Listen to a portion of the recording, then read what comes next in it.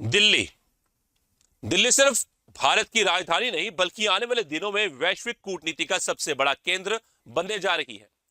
12 और 13 सितंबर को दुनिया की निगाहें नई दिल्ली पर होंगी, क्योंकि यहां होने जा रहा है ऐसा सम्मेलन जिसके नतीजे सिर्फ बयानबाजी तक सीमित नहीं रहेंगे, बल्कि आने वाले वर्षों की वैश्विक राजनीति, अर्थव्यवस्था और रणनीतिक समीकरणों की दिशा तय कर सकते हैं।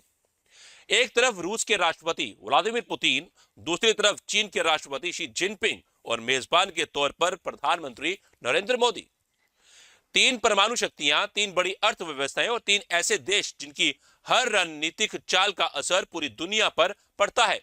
ऐसे में सवाल यह है कि क्या दिल्ली सिर्फ एक शिखर सम्मेलन की मेजबानी करेगी या फिर यहां से एक नई वैश्विक व्यवस्था की नींव रखी जाएगी। आज दुनिया कई मोर्चों पर बटी हुई है।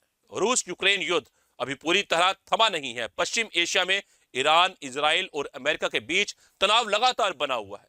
वैश्विक व्यापार पर डॉलर की पकड़ को चुनौती देने की कोशिशें तेज हो रही हैं।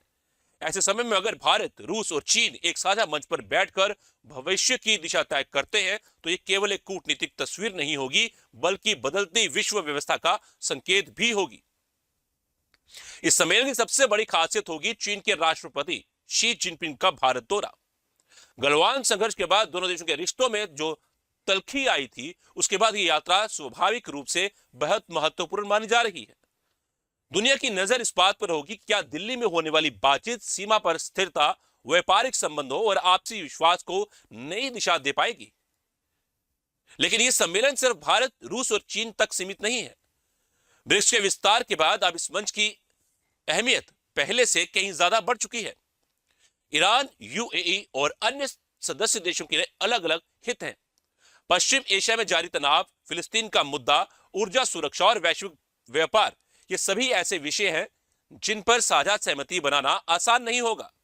ऐसे में भारत की भूमिका केवल मेजबान की नहीं बल्कि एक संतुलित मध्यस्थ की होगी।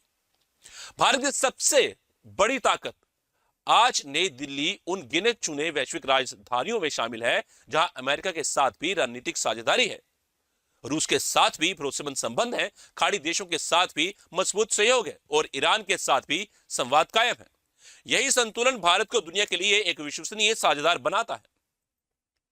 आर्थिक मोर्चे पर भी यह सम्मेलन बेहद अहम माना जा रहा है। पिछले कुछ वर्षों में स्थानीय मुद्राओं में व्यापार, डिजिटल भुगतान व्यवस्था और डॉलर पर निर्भरता कम करने जैसे मुद्दे लगातार चर्चा में रहे हैं।